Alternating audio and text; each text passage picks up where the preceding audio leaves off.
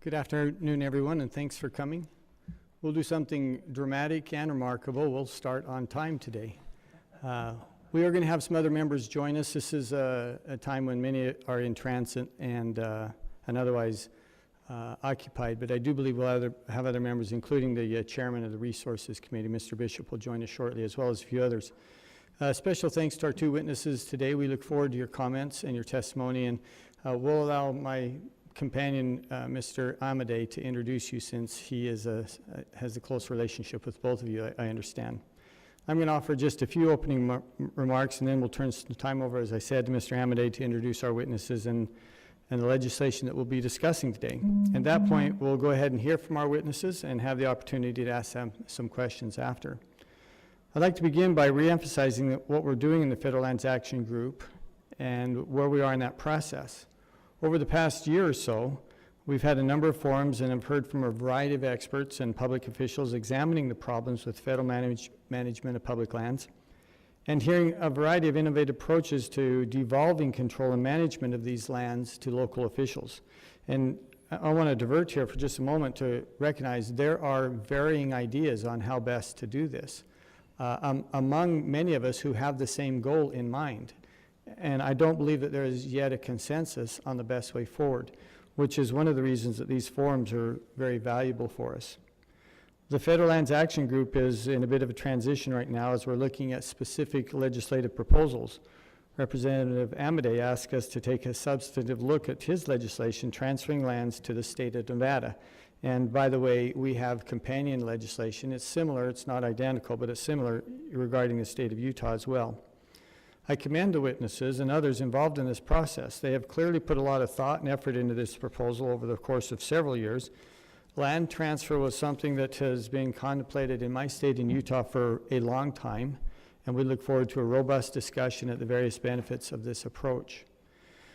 This won't be the last of these forums in which we'll examine specific proposals. I firmly believe that the best thing we can do is to allow each state to choose a path that works best, and for that state, given the variety of challenges, opportunities, political climates that each state faces.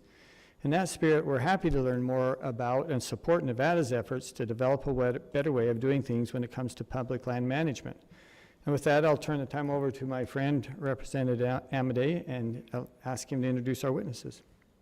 Thank you, Mr. Chairman, and thank you also for taking the action group's time to roll out the Nevada proposed legislation as one of the first ones that we put forward for discussion. As I introduce the Lieutenant Governor and Commissioner Dahl, you know, a lot of people tend to jump over the opening facts in these things. And the opening fact is that Mark Hutchison is the Lieutenant Governor of a state that's somewhere between 85 and 87% owned by the federal government. I'm not saying that's in and of itself an evil thing, but it is food for thought. Commissioner DeMar Dahl is on the Elko County Commission, which has been described as the crossroads of Sagehen for the nation. Both gentlemen are intimately familiar with what it's like to try to run a state when you basically, as a county commissioner who usually has planning and zoning authority or what happens with land uses in that county, have very little actual jurisdiction over what goes on in your county. Neither one of them are anti-environment. Neither one of them don't care about green issues.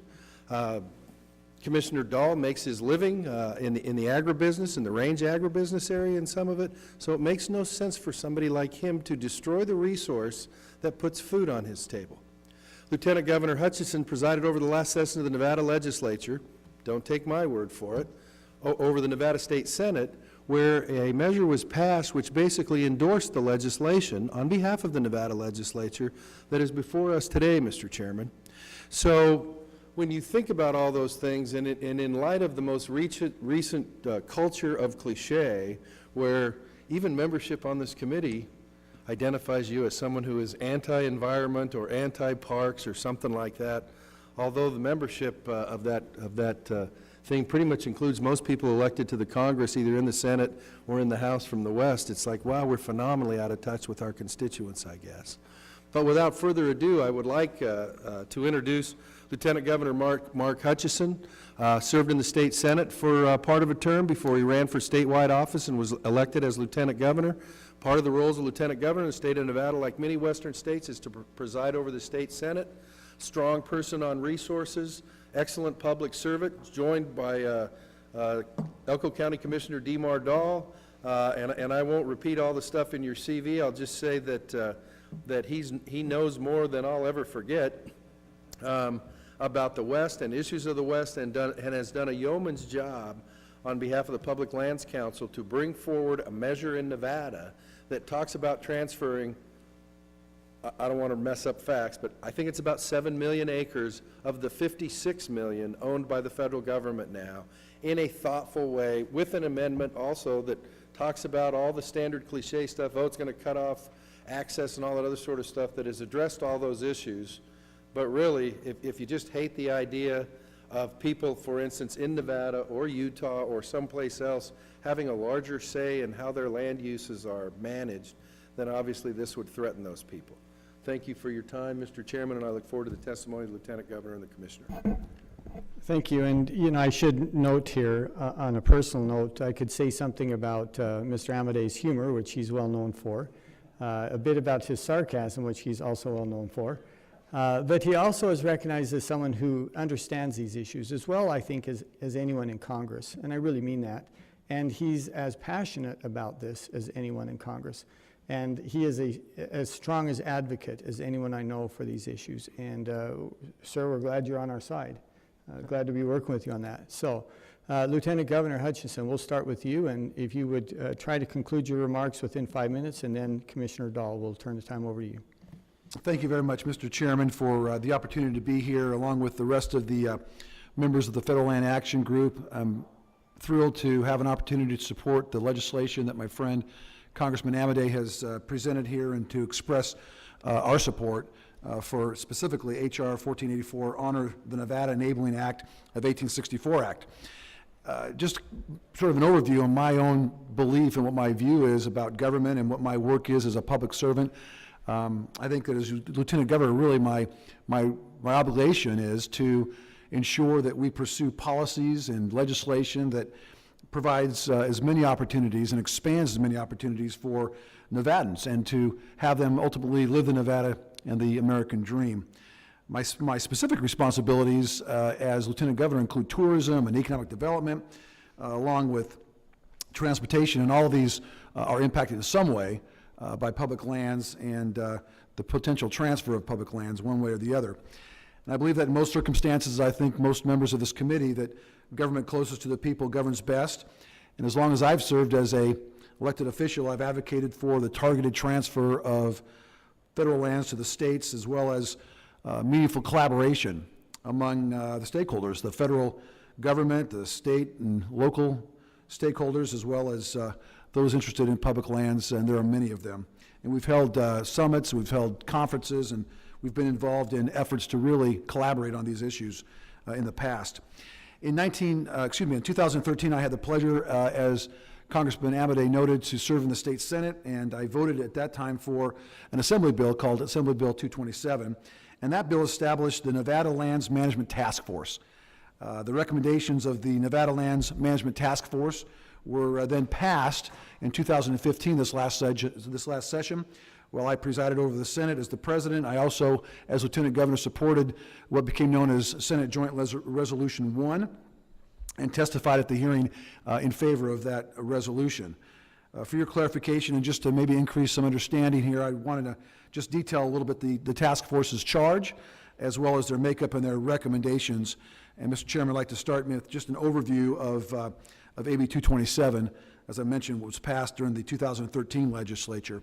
That legislation really asked the fundamental question: can we as Nevada support the transfer of state lands, federal lands to the state, and can we really afford it as a state? So it really required the state to take a look at, through the task force, the economic analysis, including the costs and the revenues associated with transferring these lands to the state of Nevada. It required a proposed plan for the administration and the management of any lands that would be transferred, So if the federal government was no longer going to manage these lands, who within the state of Nevada would do that? It required the identification of any specific lands that the task force would determine would be appropriate for the transfer. The makeup of the task force was bipartisan. It included a member from each county, each of the 17 counties. And I would just note, Mr. Chairman, at the conclusion of the task force work, all 17 counties, through their commissions, adopted the recommendations. And this included Clark County, which is the most populous county in Nevada, and was and at that time, it still does, consist of all Democrats. This was a bipartisan effort and a bipartisan adoption of conclusions. We were staffed as the task force by the Nevada Association of Counties, and we worked in conjunction with numerous local stakeholders.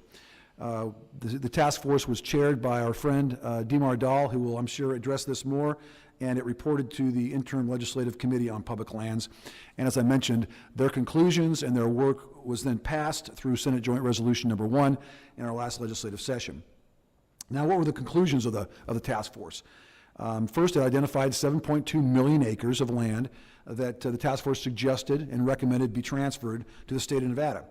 What was not recommended to be transferred and what was excluded from the transfer and what is often misconstrued is the land that was going to be protected and continue to be under the guidance and the management of the federal government. That included wilderness, national parks, national monuments, national recreation areas, wildlife refuges, national conservation areas, federally recognized reservations and other lands administered by the Bureau of Indian Affairs, and BLM areas that were of critical concern to the desert tortoise.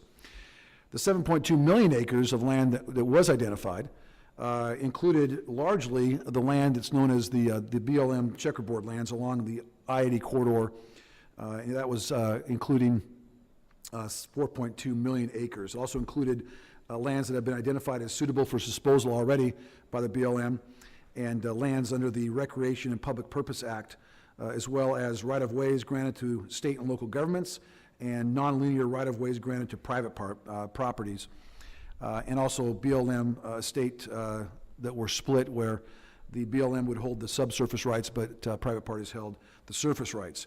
There were other lands, including existing geothermal leases, and those lands were all identified as transfer. Now, what then was the conclusion of the task force in terms of just, can the state afford this? That's always what you hear, is that the state can't afford this. The conclusion was that there would be significant revenues, net revenues, that would be generated to the state from the transfer of these public lands. And the task force used as a example the other 4 western states around the state of Nevada: New Mexico, Arizona, Idaho, and Utah, and studied what they did in those states with their state lands, with their state trust lands. Nevada doesn't have many state trust lands. We got about 3,000 acres is all. New Mexico and Arizona have almost 9 million acres. Utah has over 3 million. Idaho has 2 million. So we studied that and said, what have those states done in terms of managing those lands, and what could we expect if Nevada was able to manage their own lands? And what we concluded, or I should say what the task force concluded, was that there would be a net revenue of a minimum of $31 million and an average, if you took the average of those states, of $114 million if 4 million acres, that BLM checkerboard land was transferred. If just that land was transferred, the state of Nevada would realize annually $31 million to $114 million. It's significant if you take a look at what other states have done. The state of New Mexico, for example, they distributed in 2012 $544 million for their public school systems. And they did that through the revenues that they generated, the net revenues they generated from their state trust lands. Now, the majority of those lands would be transferred and held for long-term sustainability and for net revenue generation. They would be used largely for public education, for K through 12 education, higher education, specialized education, but also for mental health services and mental health programs, for seniors and veteran services, and other programs that would benefit the Nevada public at large. The task force focused on making sure that once these lands were transferred, that they were then self-funded, that we could manage these lands by the revenues that would be obtained from them and not have to have an impact on the general revenue or the general budget in the state of Nevada. And so we would accomplish that. The hardest thing to do is to figure out how do you manage these lands and do it in a cost-effective manner. for particularly the first year before the revenue starts coming in from the land that would be generated. And what the task force said was, select the land that would be initially transferred that would have an immediate potential for collateralization and minimum management cost that could then generate net revenues in the short term. It was estimated that the first year would cost about $27 million for management, and that would be financed through short-term or immediate-term debt that would be collateralized by part of the land. And then this cost would be offset as soon as possible through the sale of select parcels of the transferred land to repay the debt. And most of that land, 30,000 acres, would be land that was previously designated by the BLM for disposal. So after year one, the task force found that management of the transferred land would be self-supporting. The task force then said, how do we administer this land, lastly? And they found that existing state divisions could handle that. The Division of State Lands in the state of Nevada estimated staffing levels would range between 96 and 162 persons upon the completion of the transfer. The task force believed that existing statutory and regulatory environmental land use review, the oversight and approval, denial, and authority vested within the state of Nevada and local governments would be administered in an environmentally friendly manner and preclude the need to create an extra regulatory mechanism for state lands, such as the state level of the National Environmental Policy Act.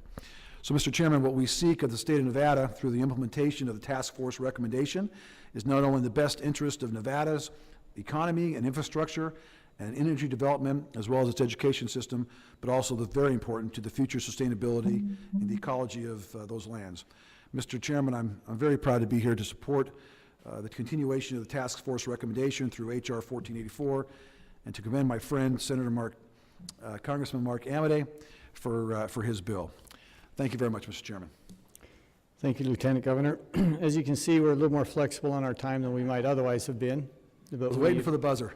Yeah. Well, it was coming. Commissioner Dahl. Thank you, Mr. Chairman. I appreciate the opportunity to be here and to discuss what we consider in Nevada to be a landmark bill introduced by our great Congressman Mark Amodei.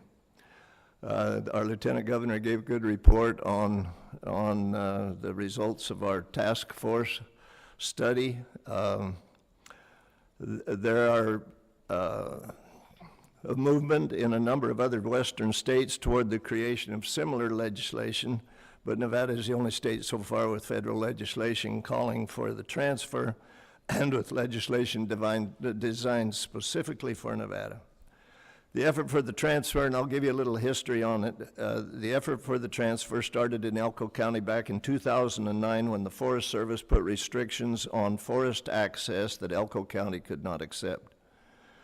The pushback by the county commission resulted in a congressional field hearing held in Elko, with Elko County being supported by 64 counties from around the West with letters, resolutions, or testimony who were also concerned about forest access.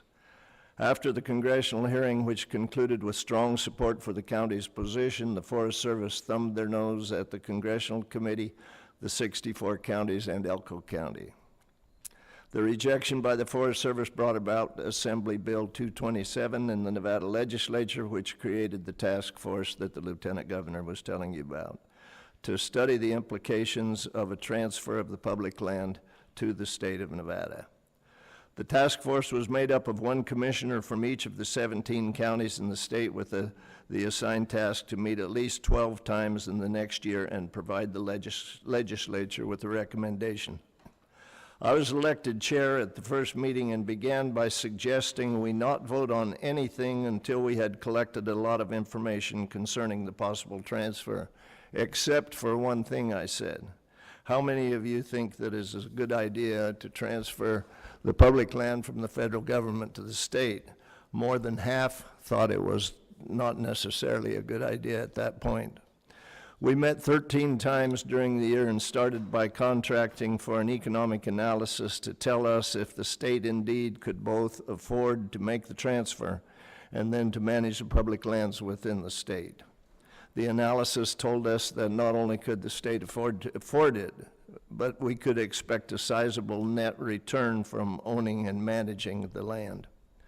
Next, we had the state agency people come to discuss with us how to get from where we are to where we needed to be in order to be able to transfer, to manage the lands. We had presentations from all of the stakeholders on the public lands that we could get, all of the way from the Sierra Club to the Sportsman and the Farm Bureau. They came to give us their perspective on transferring the lands. We invited legal scholars to come and debate the legalities of the transfer for us, and acquired all of the information that we were able to cram into the year of meetings.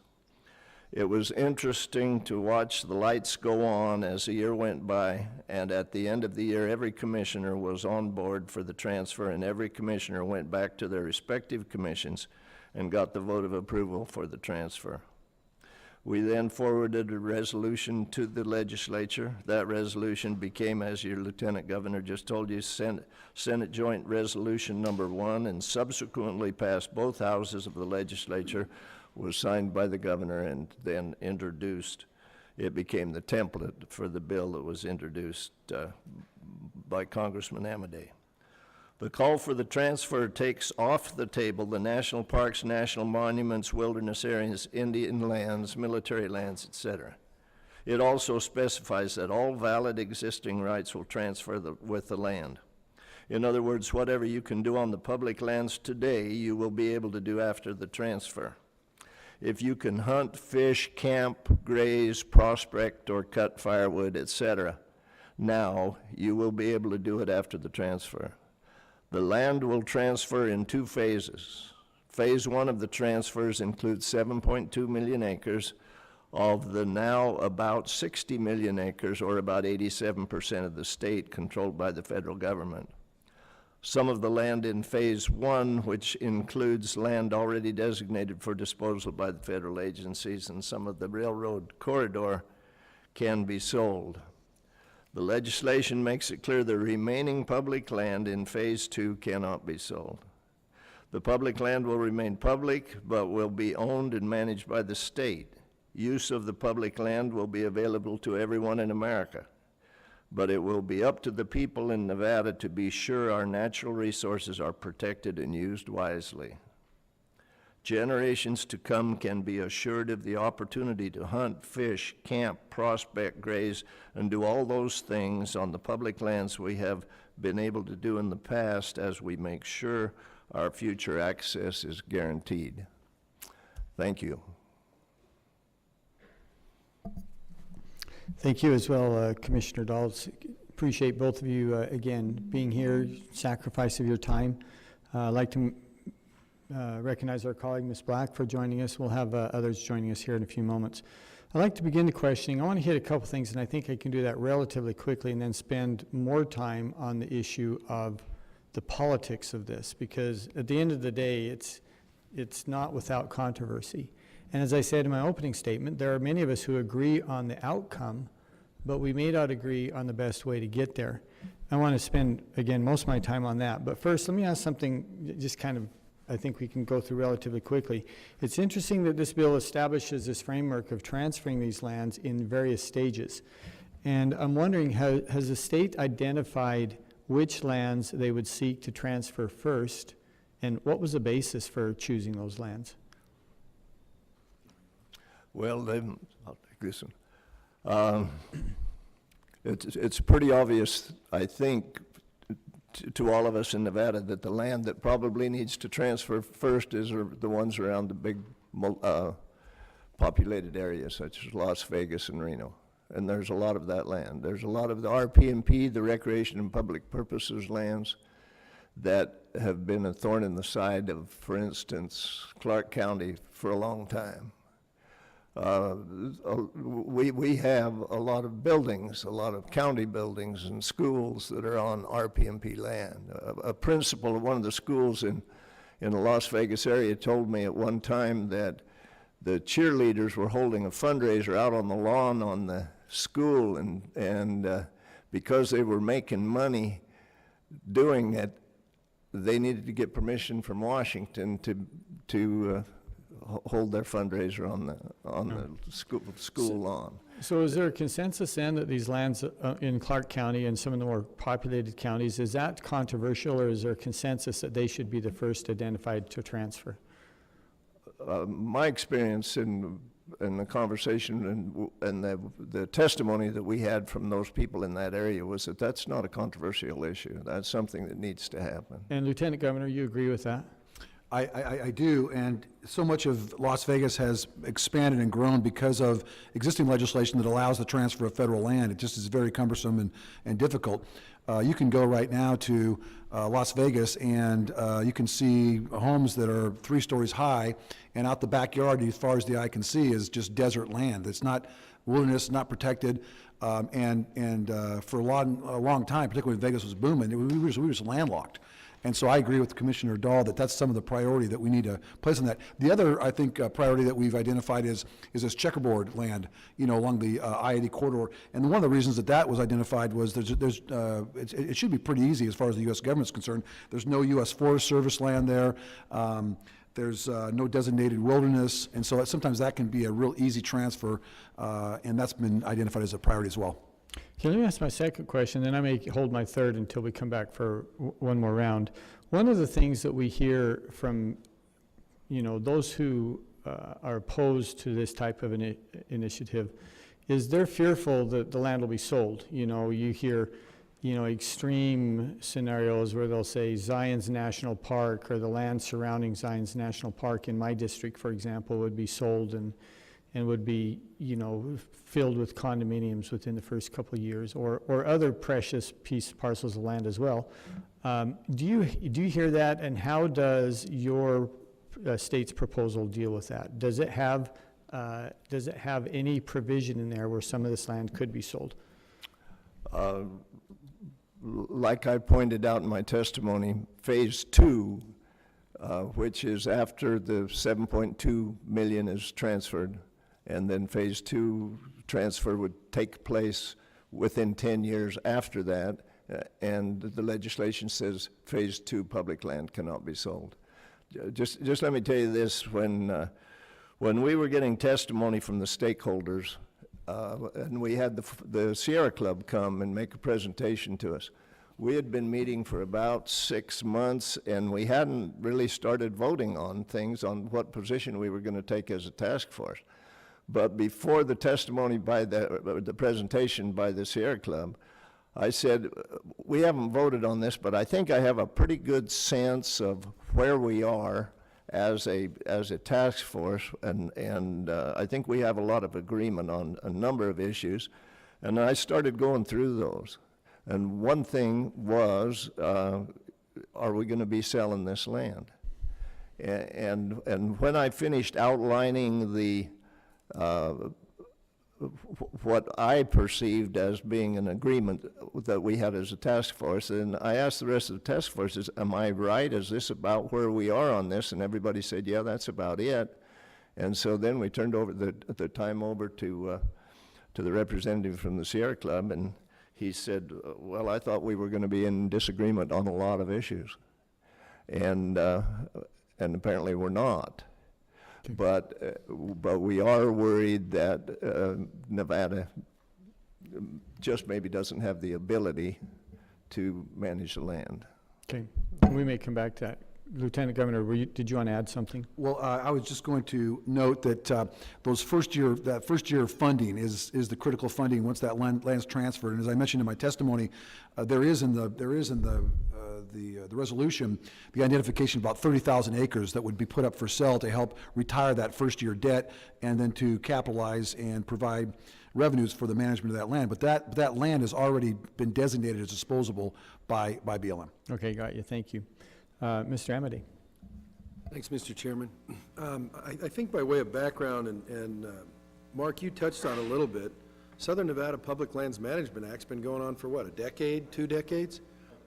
And the background of that is Las Vegas, like most towns in a state that's 87% owned by the federal government, is surrounded.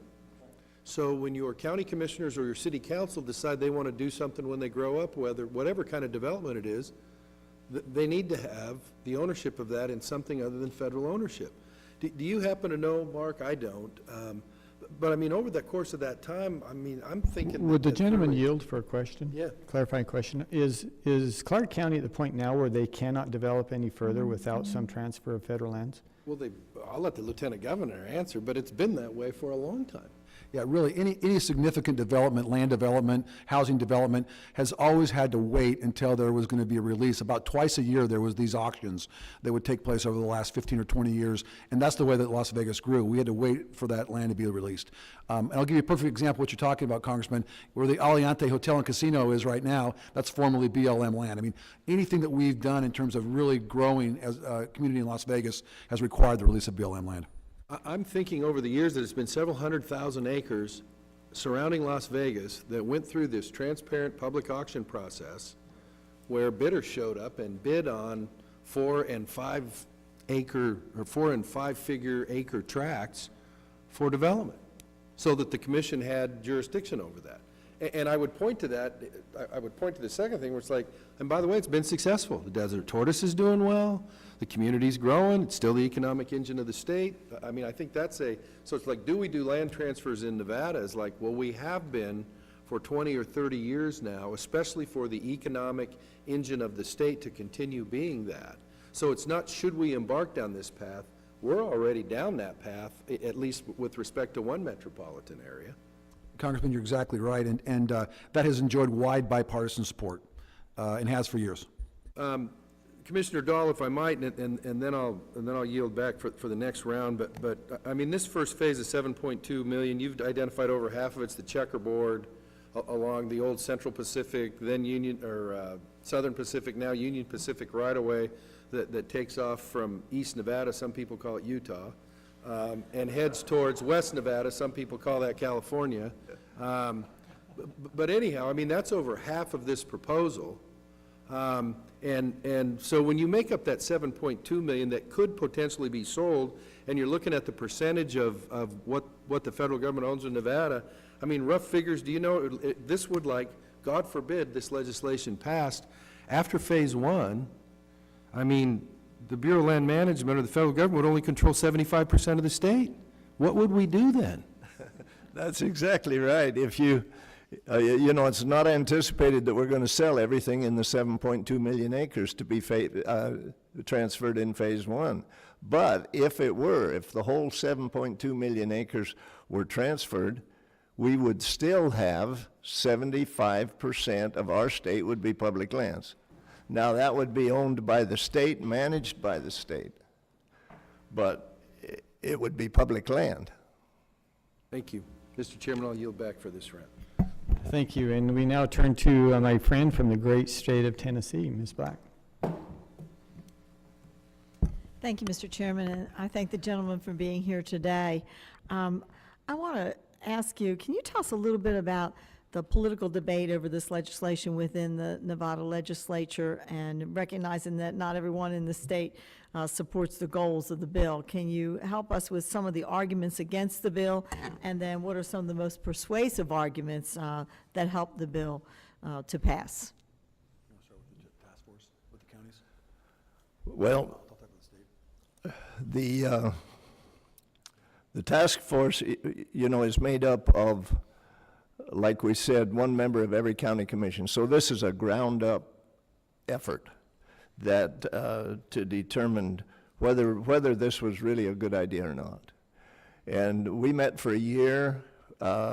We crammed as much into those meetings during that year as we could. We got as much testimony, as much input as we could. You know, there was always that question, is this constitutional?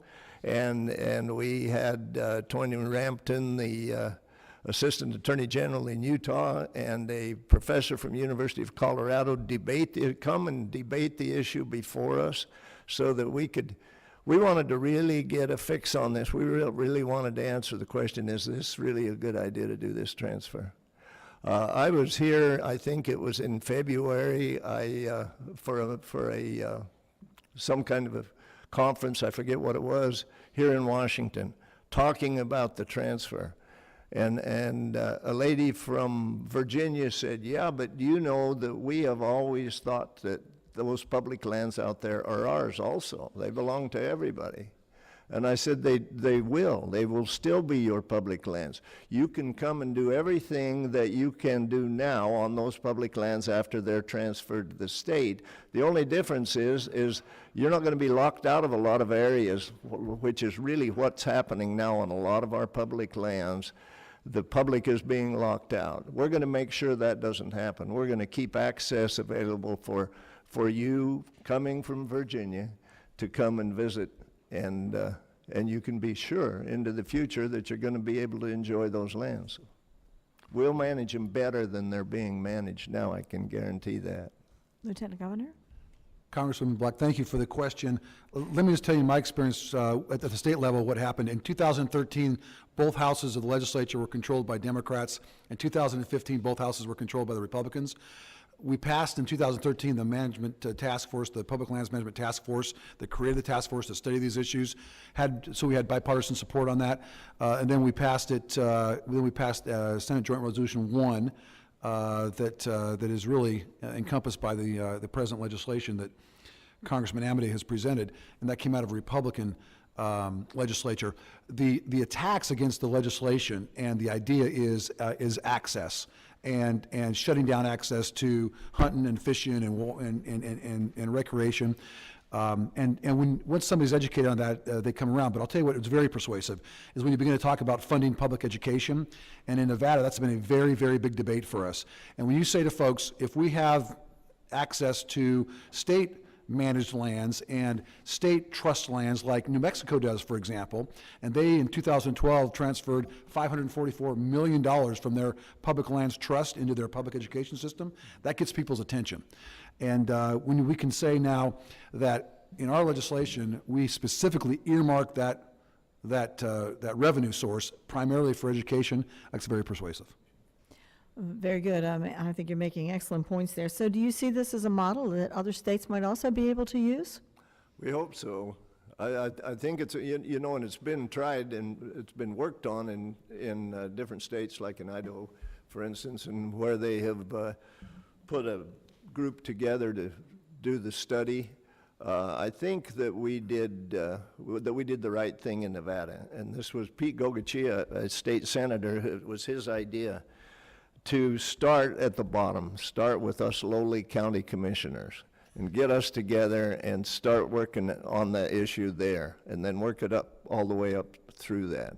And as we met, the assignment for every member on the task force was to go back to their commission after our meetings and do a press release and say that at the next county commission meeting, we're going to be discussing this issue, and we invite the public to come and participate.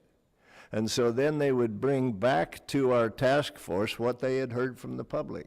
What we wanted to do is to make this an effort that included everybody in the state that was interested in it. Everybody that we could get interested in it, we wanted to hear from them. And by doing what we did, I think we got a really good indication of how the majority in the state felt. I thank the gentleman for their testimony, and thank you, Chairman, and I yield back. The gentlewoman yields back, and I'd like to especially thank Ms. Black for her participation. For those of us who live in the West, it's easy for us to be passionate about this and interested, but we appreciate that those who may not share the same geographic location, it's an issue that they share our concern, and we appreciate your support on this, so thank you. I'd like to recognize the chairman of the full committee, the Natural Resources Committee, Mr. Bishop, who is with us, and we'll turn the time over to him now. Thank you. I appreciate, Commissioner, Lieutenant Governor, you being here with us. We've heard a great deal about you from Mr. Amade, but we still like you, and we're having you here anyway.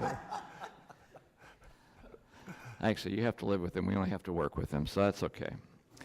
Can I ask, we're going to have a hearing in our committee 2 days from now about consultation, in which the concept has always been, at least on statute, that counties and states should be consulted and coordinated with the federal government. We're going to be discussing whether that actually works or not, and I think the answer is going to be it works less often than it doesn't work. If these lands were given back to the state, how would that be handled differently by the state and the counties in that kind of coordination process? Well, I will just First, thank you, Congressman, for your leadership in these issues. We recognize you as somebody who's in the forefront of this and have been for a long time.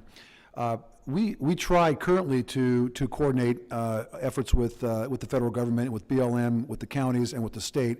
One of the things that we've done, and I've worked on as lieutenant governor, is coordinating and collaborating with those efforts. I held a summit this fall. Commissioner Dahl was there, as many other commissioners were, as were BLM officials and state officials, to begin the collaborative process and try to get together. We've tried to follow up on that with breakfasts, meetings. I think we used a pattern that came out of Utah in that regard. And so we've tried to collaborate. The challenge is that it's just so difficult to control the federal government from either the state or the county level, that if you were actually able to have the state government and the counties collaborating, it would be much more effective, much more efficient. I think the issues would be readily recognized much more between the counties and the state than it is among the counties, the state, and the federal government. Now, having said that, we appreciate our federal counterparts in Nevada helping and collaborating with us, but it would just be so much easier if we could do it at the county and state level. Commissioner, do you Can think I you add could work to with the that? county? Go ahead. Congressman Bishop, we still talk a lot about when you brought your subcommittee to ELCO for the hearing of the on Forest Service land, or the road problem. What made that an issue was that the Forest Service came to us and they said, you know, we're going to do this travel management plan. We're not going to close any roads. We want you to sign up as a coordinating, cooperating agency as a county commission. And we were glad to do it, because if they weren't going to close roads, we were for it. And then we found out that, of course, they did close a lot of roads. And so that's when we brought the issue back to you, and then you came with your committee to ELCO, and that's the reason that happened, is that we would like to coordinate, we'd like to cooperate, but we just get ignored. And it's not just that time, and it happens more than it does. It just happens too much.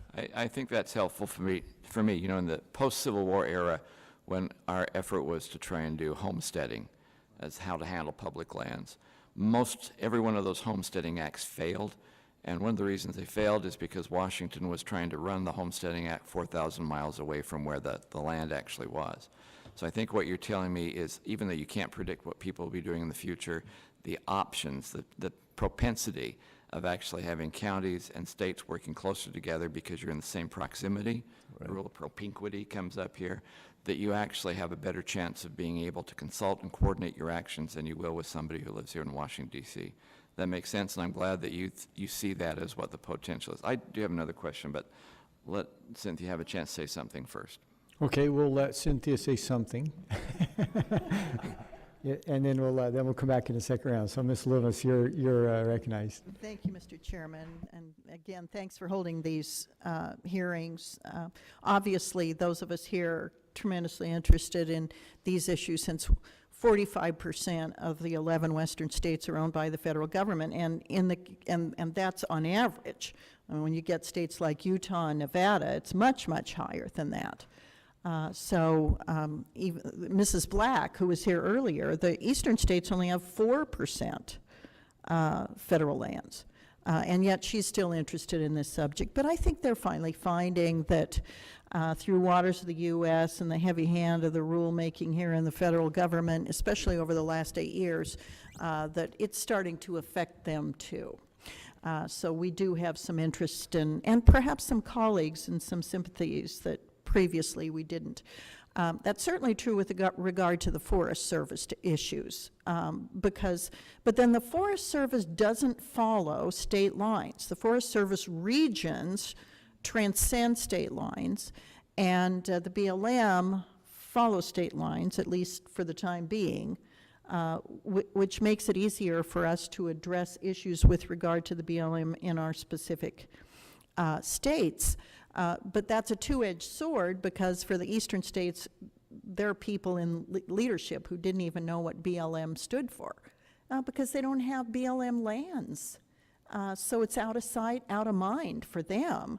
And if you live in Nevada and Utah, Wyoming, it's in your face. It's not out of sight, out of mind. It's in your face every day. So I want to throw some ideas at you. One of the things that I've thought would be helpful with regard to, especially the BLM, since there isn't BLM land to speak of in the east, I really think the administration should move the BLM to the west. I think that, you know, the Minerals Management Service, what's now called BOMER, was based in Denver. And that wasn't here, and that was not controversial that the Minerals Management Service was in Denver. All of their back office functions were there. I don't see why all of the BLM back office functions couldn't be in the West, in, you know, Denver or Las Vegas or Salt Lake City, because then it gets it closer to where this issue is, you know, is in our face. So I'd like you to react to that idea. I think it'd be a great idea, and you know, you wouldn't have to have a whole lot of people to take care of the management of the national parks and national monuments and the wilderness areas that are left on the table that BLM would be managing after the transfer was made and the rest of the land was transferred to the state, right? So you're suggesting that as a segue to state management of BLM lands? Well, yes.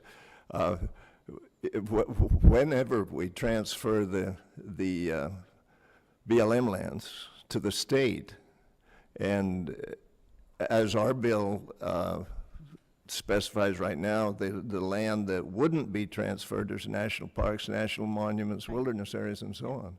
So if we transfer the rest of it to the state, and then the BLM has only those parts to manage, they could manage out of Denver or Salt Lake or Reno, or there's been a number of suggestions for how to do that. It'd just make it a lot easier for them to only have that much land to manage. One more question, Mr. Chairman, and that's about the Wild Horses and Burros Act, and Nevada and Wyoming are the states that are most affected by wild horses. Let's say that the BLM lands were transferred to the states. How would we deal with the wild horse issue? You want me to take that? Yeah, you should definitely take that. Okay. I'm sure you're familiar with the Conrad Burns Amendment to the Wild Horse Act. And we have a lawsuit in Nevada now where our Nevada Association of Counties has filed suit asking the court to require BLM to follow the Conrad Burns Amendment to the Wild Horse Act, which says that if they can't keep the horses at AML, which is the appropriate management level, and if they are not able to adopt the excess horses, then the horses must be sold without limitation at auction. Mm-hmm. Nevada would just do that, I would think, and I think you would in Wyoming. We've got to do it. The horse numbers are doubling every 4 years. And our situation in Nevada just happened just this last week. Our state office announced that there are a number of allotments that are going to be closed to grazing of livestock because of the excess wild horses, and they have no place to go with the horses. And that is detrimental not just to the livestock, but to wildlife and to the horses themselves. I mean, we have horses starving to death because they've just they have no natural predators. Thank you. I appreciate your testimony. The gentlewoman yields back, and if I could just divert for a second to elaborate on that. I have this conversation with people all the time because we have the same problem that you do. It's quite as extensive as your challenge in Nevada, but Utah is not unaffected by these wild horses and burros. And, you know, for those of us who grew up farming and ranching, you care about these animals. For heaven's sakes, if you care about these animals, then help us fix the problem. Because many of these animals are suffering. Their quality of life, if you will, is very, very minimal, and many of them are even starving to death. If you care about the range, if you're an environmental activist who cares about the range, then help us solve this problem. But will the gentleman yield? Yeah, I'd be happy to. In addition, Neil Cornsey, BLM Director Cornsey, testified at a recent hearing that I attended that it's costing $55,000 per wild horse Yeah. for the taxpayers. Yep. You can buy a pretty good college education with $55,000, yes. Okay, well, if I could, just very quickly, I'm going to pose this as a statement, not as a question. It's interesting to me that this bill, or this legislation prohibits the transfer of money out of the general funds in order to manage these transferred lands. And I appreciate that, because one of the great obstacles we have to overcome is with people who say, well, we can't afford it. The states can't afford that. And that eliminates that concern. Of course, I think what they would then say, well, then the lands won't be managed. And that's the challenge that we have to, counter. But regarding the transfer of funds, there's this great concern in my district and throughout Utah and the West, and that is PILT, payment in lieu of taxes, where federal government has control of these lands. They give the counties a few pennies on the dollar, essentially. But that's very important funding for these county commissioners. Commissioner Dahl, you would appreciate that, I'm sure. It's a meaningful part of their budgets, and in some of them, it's a critical part of their budgets. How does this legislation deal with PILT payments, and does it offset that? It turns that PILT payment over to the state, because the state then is the landowner.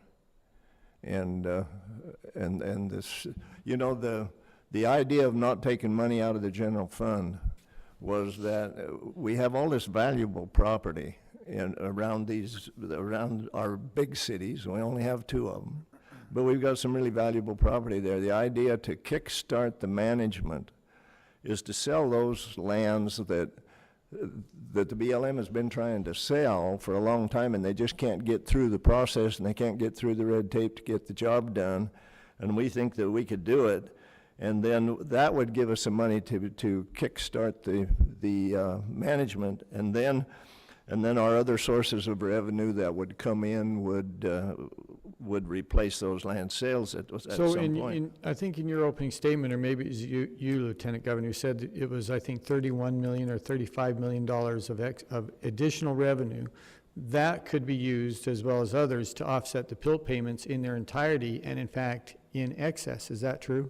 That's right. That's, we've identified 30,000 acres that are that have been identified as disposable lands by BLM that would then be sold and used to retire the debt that would fund the first year of the management, and then have additional revenues available for that purpose. The state would essentially take over, as the commissioner said, the PILT payments. And in fact, legislation requires that in lieu of revenue that would come in through property taxes, the state would supplement those counties for those infrastructure and those services. Okay, so Commissioner Dahl, you said there would be some sale of lands in order to kickstart, to use your phrase, that revenue. But eventually it's self-sustaining, isn't it? I mean, Sure. Yeah, I mean, in the second year, is it self-sustaining? Either sold or collateralized, Okay, just to kickstart it, like you said. gotcha. Okay, thank you.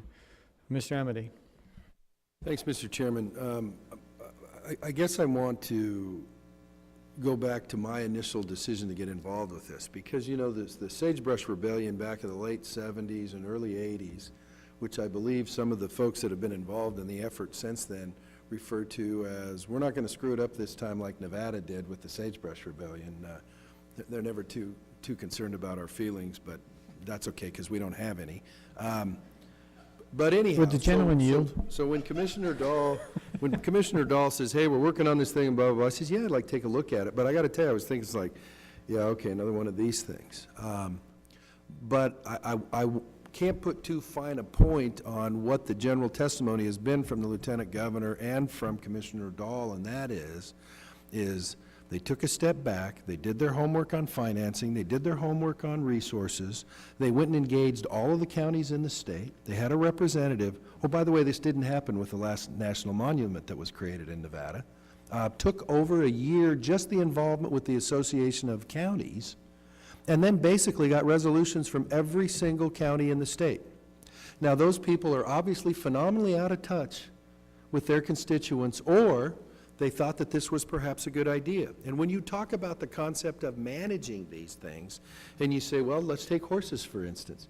Let's take horses, for instance. They don't have this problem on tribal nation ground in the state of Nevada, because they're not subject to that rule. And by the way, none other than the U.S. Fish and Wildlife Service, if you go Google Sheldon National Antelope range and refuge in northern Nevada, you'll see that they hate wild horses. I mean, they do. I kind of chuckled. It's like, my God, fish is not hugging any horses. That's terrible for those horses. But they are not being managed presently. And so when you look at all that stuff and you say, well, how do these localities grow? Look at what happened in Las Vegas. They are transferring land from the federal government to qualified bidders at auction so that it comes under the Planning and Zoning Authority of the Clark County Commission. And then you look at Pilt. Let's talk about Pilt for a minute. Pershing County, which is along I-80, gets about $1 million in Pilt. By the way, hold on to your hats, that's about 52 cents an acre, because, God forbid, we let them create any property values and have property taxes to support things like education, like the governor said. And you say, well, so why are you telling us about Pershing County, Mark? Well, that also happens to be the county where the Burning Man function is held every year. Now, you think if you transferred that 200 acres in Pershing County to Pershing County where Burning Man's held, that the county could do a good job of managing that and collecting the millions of dollars from that? I mean, maybe the answer is, oh, heck no. But boy, you want to talk about how these guys, and they've done that homework. My point is, they've done that homework. And so when you talk about that transfer, you say, well, I think it boils down to this. It allows the indigenous state to create tax base through their planning and zoning process under statute, which, by the way, is a eminently reasonable thing, goes on every darn day, east of the Rockies. Why can't it go on west of the Rockies? They put in amendments in here that talk about public access and not trying to turn, wilderness areas into open pit mines and stuff like that, like you'll hear from a lot of the folks who don't want you to read the bill, because it will systematically, because they've done good work, deal with all those issues in a straight up, I dare say, pro-resource manner. And so as we look at this, I got to say thank you to both of these folks and Lieutenant Governor, your colleagues in the State Senate and the State Assembly, and Commissioner Dahl, thank you for your colleagues in NACO and that, for going, you know what, we'll be the first ones out. We'll have that discussion, and it'll be a rugged discussion. But when you look at a public policy, and you got into it too, where it's like, most of the people on the ground in the federal land management agencies in Nevada are pretty good people. Where we get crosswise is when they get political direction from 2,500 miles away. And so with that, I just want to publicly thank them both for coming, because I know it's a little warmer and a little more humidity here than what you both like and are used to. Thank you for that. And with that, Mr. Chairman, I'll yield back. The gentleman yields back, and Chairman Bishop. I just have to wonder, if the county actually controlled the Burning Man, would they demand air-conditioned tents and daily ice cream brought to them the way some people on the federal level did? Well, the representative of the Association of Counties is here. Why don't you ask him? It might be a good idea. Yeah, they did.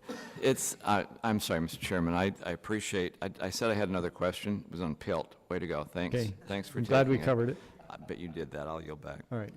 Gentleman yields. But I do want to thank y'all for coming here. I realize, we all realize the travel distance that you did to be back here, but you're moving the ball forward, and this is an issue about local control of the lands that is not going to go away.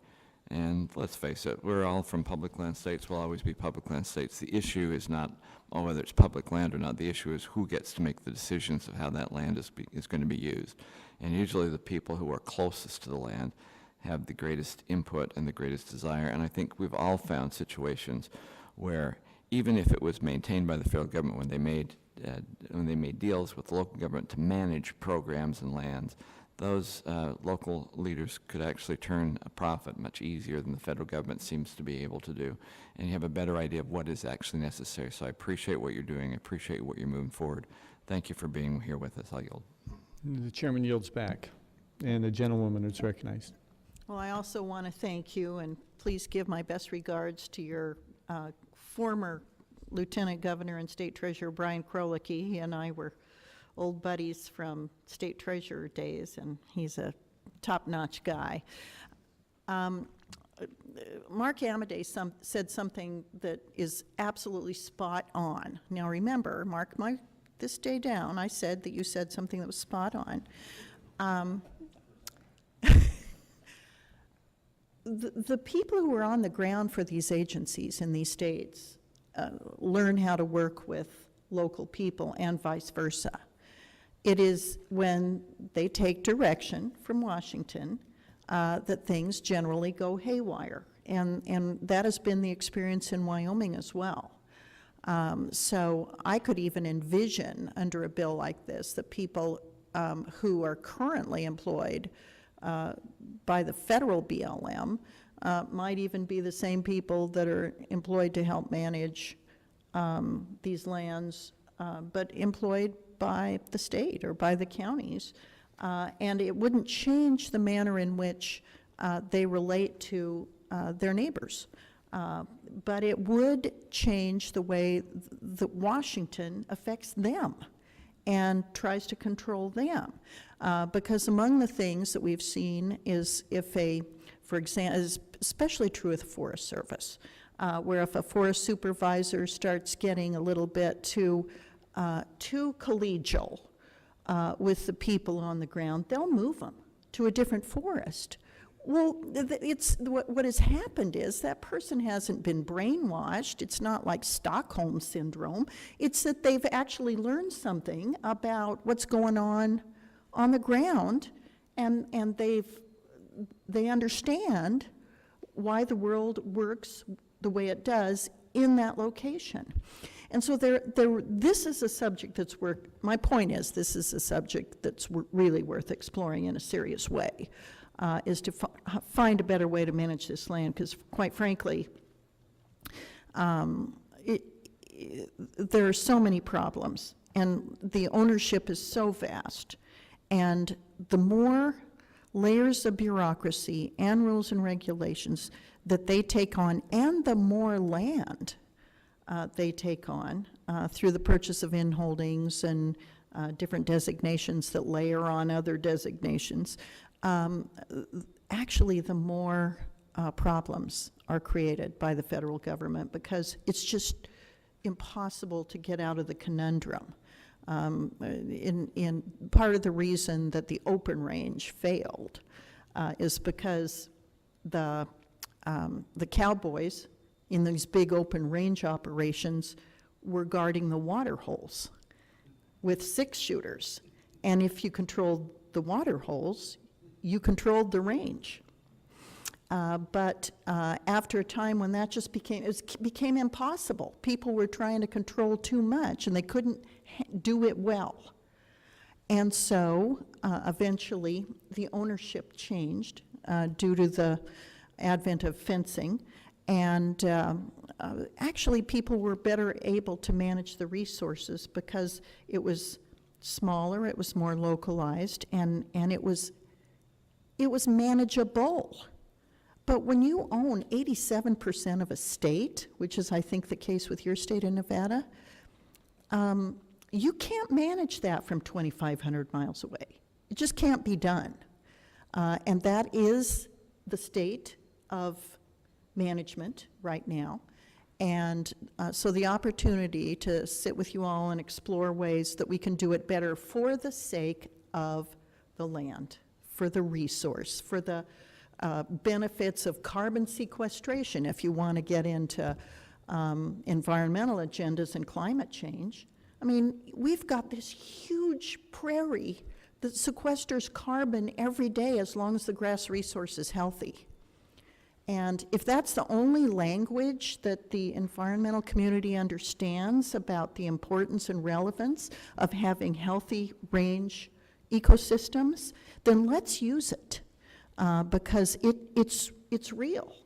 And we're better able to do it if we can do it locally, where you can really, really manage and not just pass laws and rules and regulations that have nothing to do with how the resource is managed on the ground. So, Mr. Chairman, I compliment you for pulling this group together, and I hope that we can, along with Mrs. Black, develop an understanding of of the fact that this group is really focused on the health of the resource and not just on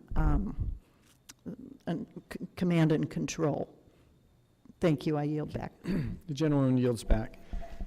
So then I believe that concludes our official portion of the hearing. To the chairman and other members, thank you for joining us. Thank you for taking your time. Lieutenant Governor Hutchison and Commissioner Dahl, thank you both. Thank you. You came a long way to be with us today, and it was at your personal sacrifice that you did that. We appreciate your expertise, your lifetime of commitment to these issues. I think you're outstanding witnesses. I think we had a good conversation today, so thank you for that. And short of any other business, this hearing will be adjourned. Thank you.